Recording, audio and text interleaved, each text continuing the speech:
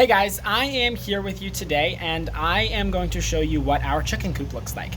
So our chicken coop we designed to be very functional, and so we made sure that we could put in a lot of things that we wanted so that we didn't have to work super hard to get our eggs, and that we didn't have to move things around to be able to raise our chickens in it. So we have this hallway here, which allows us to go through. We can store things in here, as well as we don't have to worry about climbing all the way into the chicken coop to get our eggs. These are our nest boxes here. So the nest boxes from inside the chicken coop are kind of hollowed out. The chickens can jump into there and lay their eggs. But from the back here, we can come here and unhook the top, and then we have our nest boxes. So we do have wooden eggs in there. The wooden eggs help them learn a few things. It helps them learn that they can't eat eggs, which we don't typically have any problems with, but it is never too harmful to use precautions. So we put wooden eggs in there, which helps them, if they peck at those, they're not gonna be able to break them,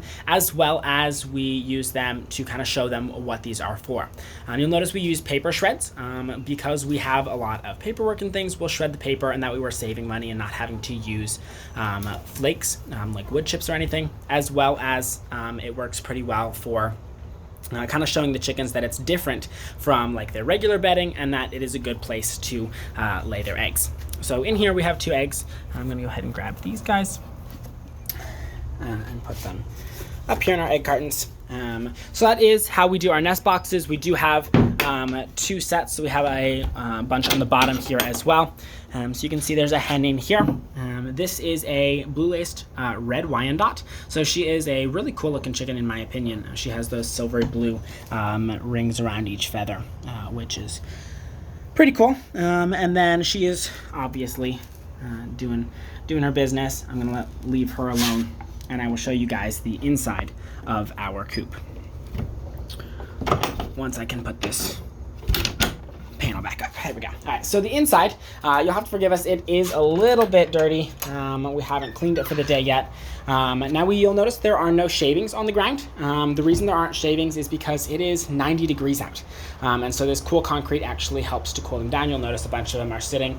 You'll notice majority of them have their mouths open. The reason they do that is that it helps release heat, so they can cool their temperature a little bit better.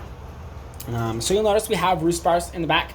That is where they can all jump up there to roost for the night. We'll have a hanging feeder. That is if they need any additional food, we will feed it to them there. But it is really rare. Majority of them just get fed bugs. They eat bugs out in their pens, as well as they will get table scraps and things. But when we do not have enough of those, or when we think they need to gain some weight, we can go ahead and feed them with that feeder there. We majority have 3 different breeds right now. We have Barred Rocks, which are the larger breed here that have the striped black and white coloring. We have Buff Orpingtons, which are the large yellow type ones there. And then we have silver-laced Wyandottes, which are the speckled ones that are mostly hanging out in the back there. You can see one of the silver-laced Wyandottes just jumped up on that roost bar there. But if I come in here, you can see what the nest boxes look like from this side. So from this side, you can see there's just 10 of them all in a row there. They can all jump in there. That's where they can lay their eggs. So that's kind of how that works. You'll also notice there are some shavings that have come out of the nest boxes. That's totally fine. We don't have to worry about that too much. It's not going to harm them. It will compost, and when we take out the chicken manure, it will go out with them and will just decompose and actually help our soil.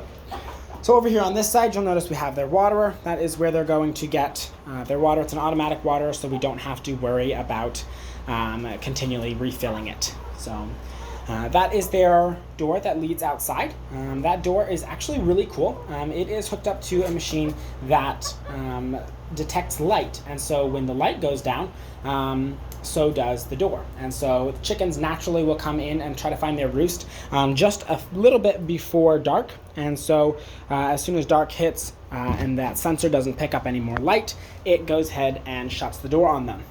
Likewise, or vice versa, in the morning, as soon as it starts picking up light, it is going to go ahead and open up those doors and let them out. It also has a pretty cool feature where it has a thermometer on it, which keeps the chickens in if it is below, I want to say it's like 25 degrees.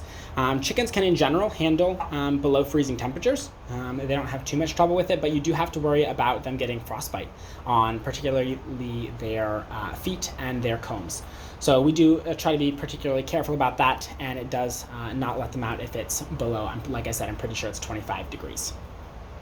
So I figured I would just show you guys the chickens, and once again, I'm gonna just let you know this is not the normal state of the coop. Normally we do clean it out, but it has not gotten cleaned out for the day. So you can see there is a bunch of chicken manure that has, there's a lovely sprinkling of it all over the place. And then we specifically do not have shavings down because we would like to give them that cool temperature of the concrete and not put down the insulating wood chips, which will just heat them up further.